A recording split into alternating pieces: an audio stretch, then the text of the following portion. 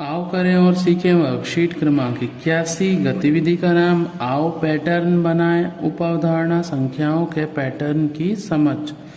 नीचे यहाँ पे हमें कुछ पैटर्न दिया गया है और हमें इस पैटर्न को आगे बढ़ाना है। अगर आप ध्यान से देखें तो ये यहाँ से हम देखिए 41 में संख्या बढ़ रही है, तो बाद वाली संख्या में से पहले वाली को हम माइनस कर देते हैं, अंतर 20 आ रहा है। इसी प्रकार से 61 में से 41 को घटाते हैं, तब भी 1 से 1 घटा है 0, यानी 20 जुड़ रहा है। तो 101 में हमें 20 जोड़ना है, तब अगली संख्या मिलेगी 121। तो यहाँ पे हम लिख देंगे 121। इसी प्रकार से ये 121 आ गया और ये पैटर्न और आगे बढ़ रहा है। हम जानते हैं यहाँ 20 आगे बढ़ रहा है, तो अगली 3 संख्याएं लिखनी है।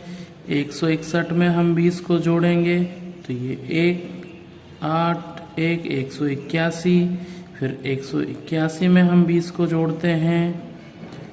1 8 2 10 का 0 हासिल का 1 201 में हम 20 को जोड़ेंगे इकाई के स्थान से 1 221। तो अगली 3 संख्याएं हैं 181, 201 और 221।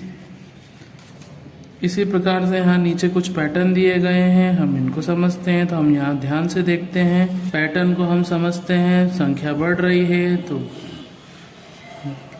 6 में से 1 को घटाया, तो यहाँ 5 और 0, यहाँ देखिए 5, यानी 5 जुड़ता जा रहा है। तो हम इसमें 5 जोड़ते जाएंगे। 66 में हम 5 को जोड़ते हैं। 6 5 11 का 1 हासिल का 1, 6 और 1 7 71। अब हम 71 में 5 को जोड़ेंगे। 71 और 5 और 1 6 76। 76 में हम 5 को जोड़ेंगे। 6 5 11 का 1 हासिल का 1 81। तो अगली 3 संख्याएं जो हमें मिली हैं, यहाँ आएगा 71 में 5 जोड़ेंगे तो आएगा 76, और 76 में 5 जोड़ने पे आ रहा है 81। इसी प्रकार से नीचे हमें पैटर्न दिया है, तो हम देख रहे हैं यहाँ 7 जुड़ता जा रहा है।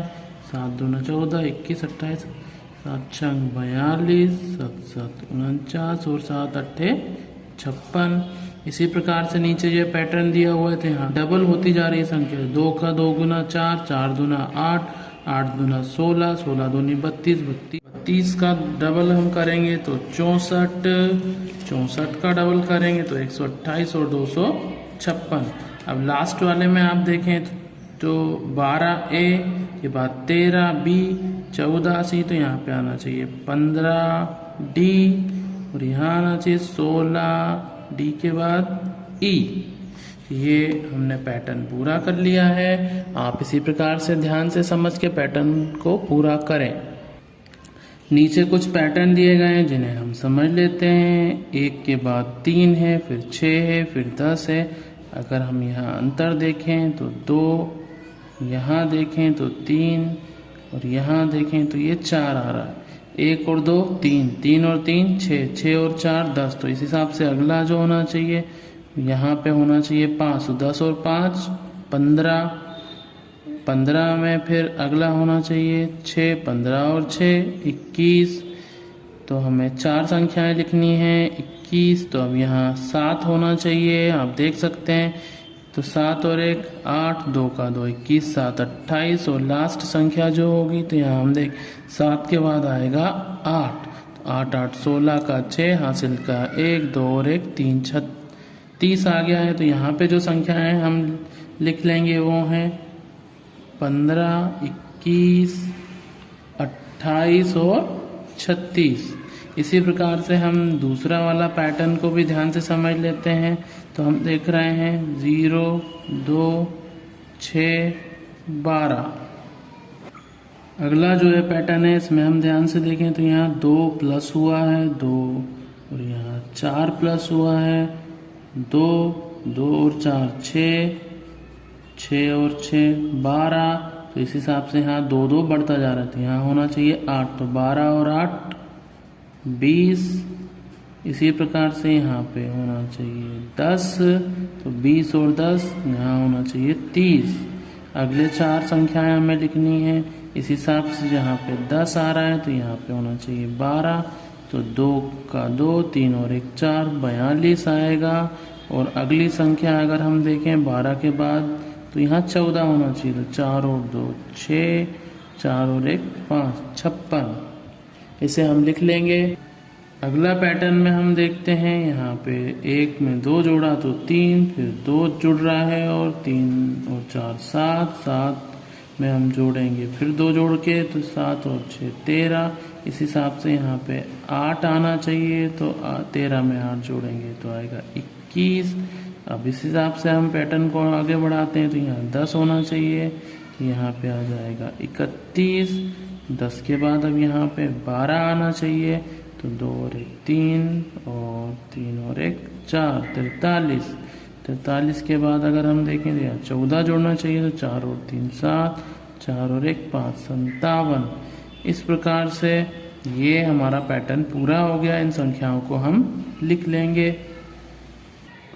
अगले पैटर्न को हम यहाँ पे लिख रहे हैं 2 3 6 11 और 18। 2 में 1 जोड़ा तो 3, 3 में 3 जोड़ा तो 6 और 6 में 5 जोड़ा तो 11। तो इस हिसाब से यहाँ पे आप देखेंगे 1 और 2 3 और 2 5, तो 2 2 जुड़ रहा है, तो यहाँ 7 आना चाहिए।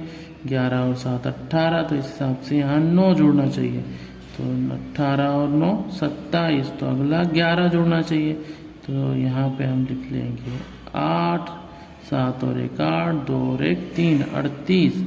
तो अब यहाँ पे 13 जोड़ेंगे, तो 8 3 11 का 1 हासिल का 1 51। अब यहाँ पे 15 जोड़ने चाहिए, तो 5 और 1 6, 5 और 1 6, तो ये 66। इस प्रकार से हम संख्याओं को लिख लेंगे। यहाँ आएगा 27, 38, 51 और ये आएगा 66।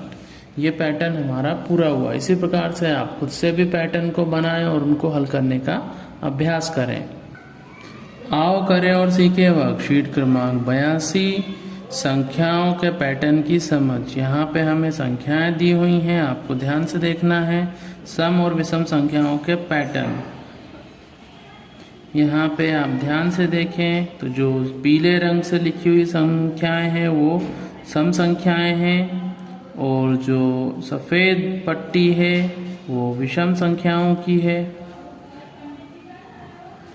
यहाँ पे हमें पैटर्न दिया गया है, पैटर्न को आगे बढ़ाना है। यहाँ पे देखिए 2 2 जुड़ रहा है, 98 में 2 जोड़ेंगे तो आएगा 100, 102 में 2 जोड़ा तो 104, 106, 108, 110 और 2 112।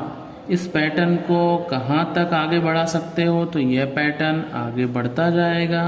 114, 116, 118, 120 हम जोड़ते जाएंगे और ये पैटर्न आगे बढ़ता जाएगा, यानी ये पैटर्न कभी भी समाप्त नहीं होगा। इसलिए हम यहाँ डेज डेज लगा देंगे।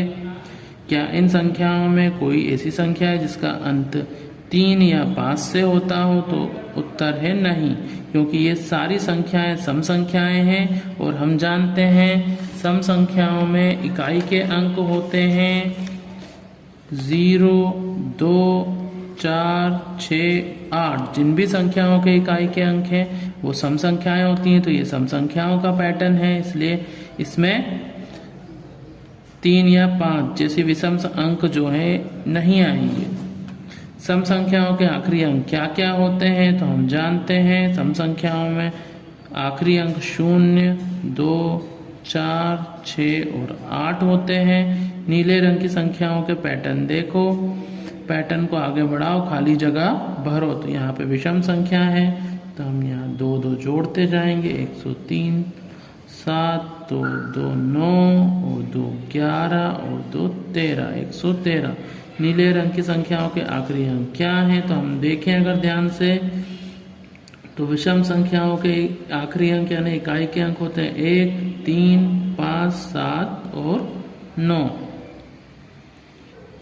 सम संख्याओं में इकाई के अंक होते हैं 0, 2, 4, 6 और 8। इसी प्रकार से विषम संख्याओं में इकाई के स्थान के अंक होते हैं 1, 3, 5, 7 और 9।